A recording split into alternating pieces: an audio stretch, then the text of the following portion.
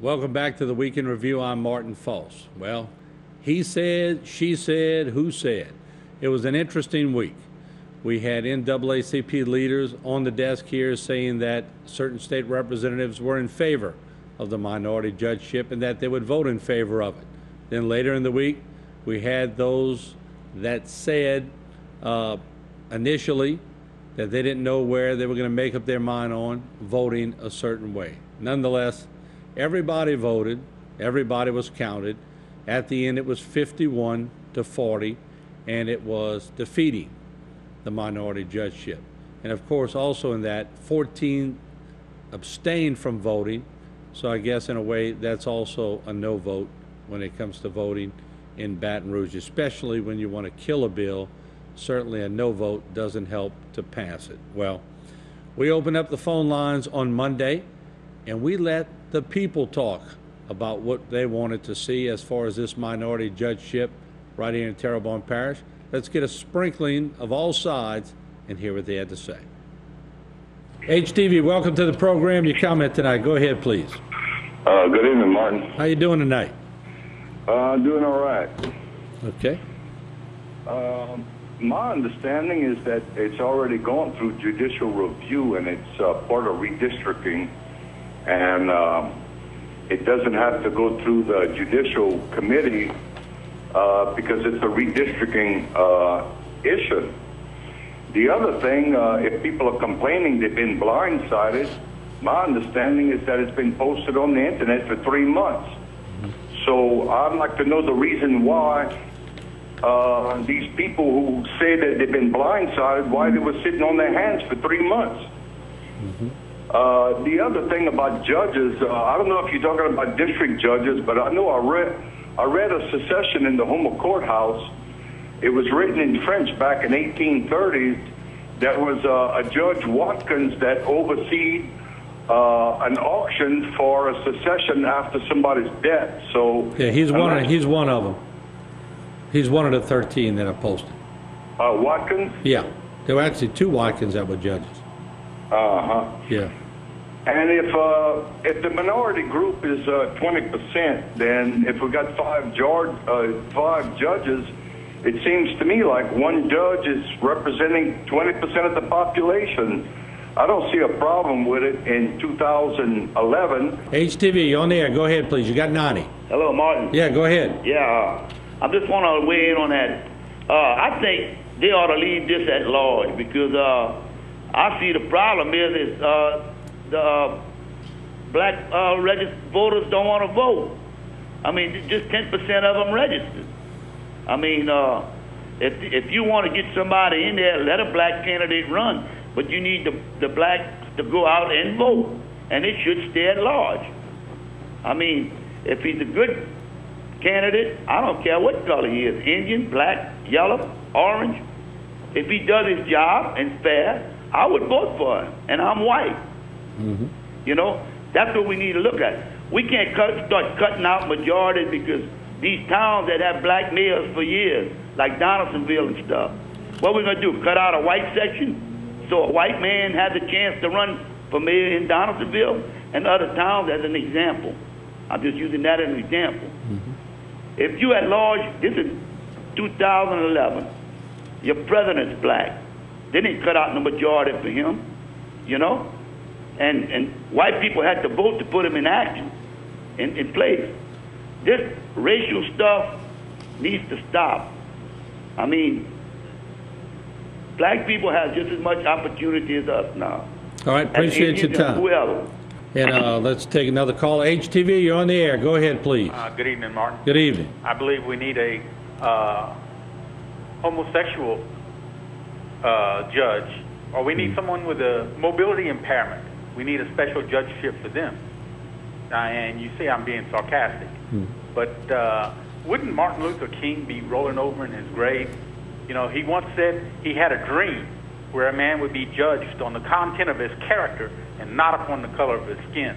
And here we are trying to get a judgeship where the man is put in there simply because of the color of his skin. Again, Martin Luther King would be appalled. And I'll bid you good night. All right, thank you very much. Martin, Yes, ma'am. one of the things I want to say is that I have so many friends that are not white, okay? Okay. And I respect, and they respect me. One of the things I would like to say is that, let's face it, let any race, white, colored, otherwise, run for the office. If they qualify, then let us vote for them. But then they have to prove their qualifications. That's the only thing I would like to say about them. Because the color shouldn't matter. What should matter is the qualification. Well, thank you very much for the call. We appreciate it. Thank you. Thank you. HTV, welcome to the program. You're on Fresh. Hello, Mr. Martin, you hear me? Yeah, Fresh 90. Go ahead, please. Oh, okay. Now, I'm not a racist. I don't believe in black and white. Okay. But the way I understand, the NAACP is one of the most racial organizations they've got, because it's always the race card. If they really believe that they want equality for all minorities, then why don't they break down, hey, I agree, they deserve to have representation. So why not do this? Take 27% of black, 27% of Indian, that gives 54% a majority district, and let them vote on their representative, instead of just basing it on one race of black, or one race of Indian, or one race of white. This way it gives it a three-way, and let them decide who they want. And that is the most civil thing they've got. And if the NAACP don't agree with this, well, then they are the racists in this organization. Okay. All right. Is that it? That's my feeling. All right. Well, thank you for your call. We Thank you, appreciate sir. it. All right.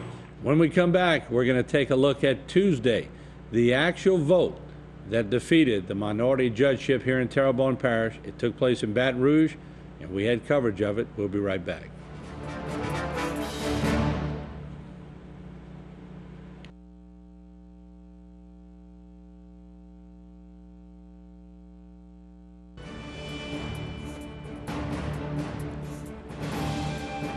And welcome back to Bayou Time. I'm Martin False. We continue with the Week in Review, moving into Tuesday.